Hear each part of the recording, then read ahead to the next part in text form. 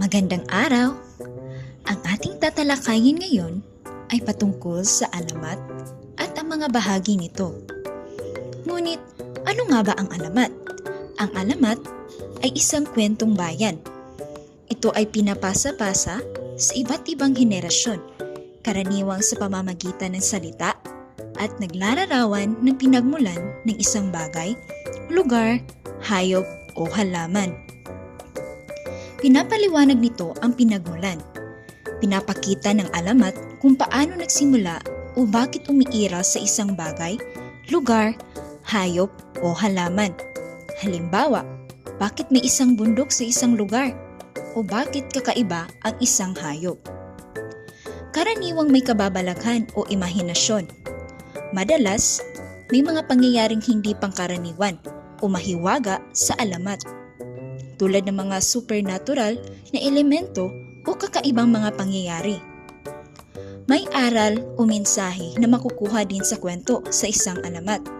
Bukod sa pagpapaliwanag ng pinagmulan, kadalasan may itinuturo rin itong leksyon o tamang asal sa mga mambabasa o mga tagapakinig.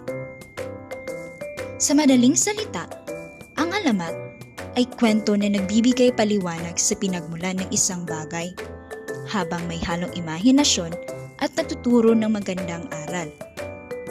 Ano naman ang mga bahagi ng alamat?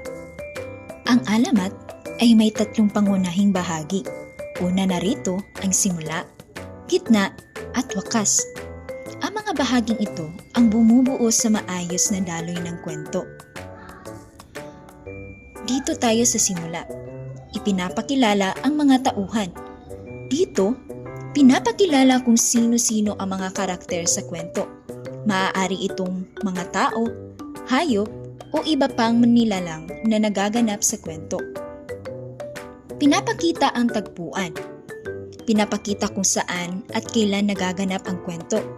Ang tagpuan ay maaaring lugar, panahon o kapaligiran na nagbibigay konteksto sa mga pangyayari.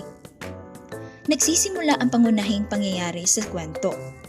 Dito, nagsisimula ang kwento at pinapakilala ang pangunahing suliranin o pangyayari na susundan sa buong kwento.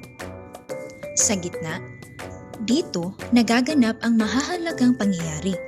Nagaganap ang mga pangunahing kaganapan na nagpapaunlad sa kwento. Ang bawat pangyayari ay nagdadagdag ng interes at nagpapatindi sa kwento. Lumilitaw ang problema o suliranin. Ito ang sentro ng kwento at dahilan ng aksyon ng mga tauhan. Sa gitna, nagkakaroon ng tunggalian ang mga tauhan. Ang tunggalian ay ang mga alitan, hamon o laban sa pagitan ng mga tauhan o pagitan ng tauhan at kapaligiran. Ang tunggalian ay nagdadala ng tensyon at excitement sa kwento. At ang panghuli ay ang wakas. Nalulutas ang mga problema ng pangunahing suliranin o tunggalian ng mga tauhan. Maaaring magtagumpay o matuto ang mga tauhan mula sa kanilang karanasan. Natatapos din ang kwento dito at naipapakita ang kinalabasan ng mga pangyayari. Malaman ng mga mambabasa kung ano ang nangyari sa mga tauhan.